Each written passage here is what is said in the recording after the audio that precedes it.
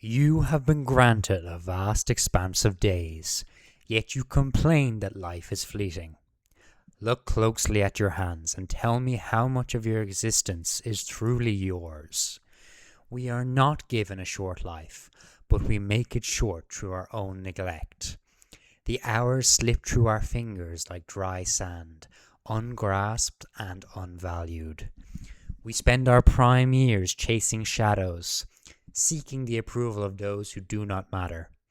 We fret over the future as if we are guaranteed a seat at tomorrow's table. We dwell in the past as if the ghosts of yesterday could somehow be summoned back to life. Meanwhile, the present, the only territory you truly inhabit, is trampled underfoot. You would guard your coins with your life, yet you squander your time with reckless abandon. It is a curious paradox to be stingy with gold, but prodigal with the very thing that cannot be replaced.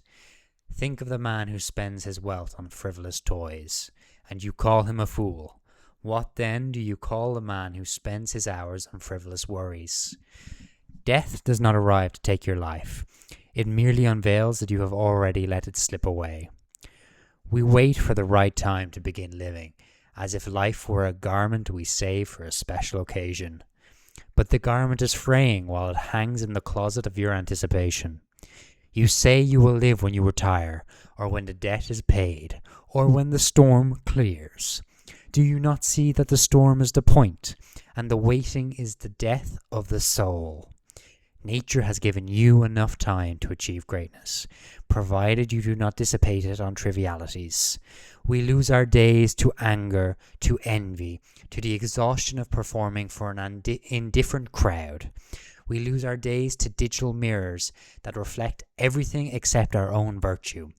The Stoic knows that time is the only true currency, the only debt we can never repay. To live is not simply to breathe, but to use your time with deliberate intent. You must become the gatekeeper of your own mind, turning away the distractions that knock at your door. When you offer your time to others, do so with purpose, for you are giving away a piece of your existence. Do not be like the man who looks back at his grey hair and realizes he never once looked at the world. A long life is not measured by the number of sunsets you witness, but by the weights of your action.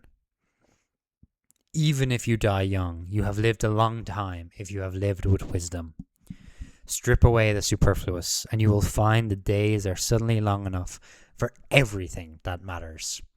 Practice dying every day so that you might finally begin the work of living. Ask yourself, if this were your final hour, would you still be holding onto that grudge? Would you still be staring at the screen? Or would you be looking into the eyes of a loved one? Clarity is the reward of the man who accepts that his time is finite.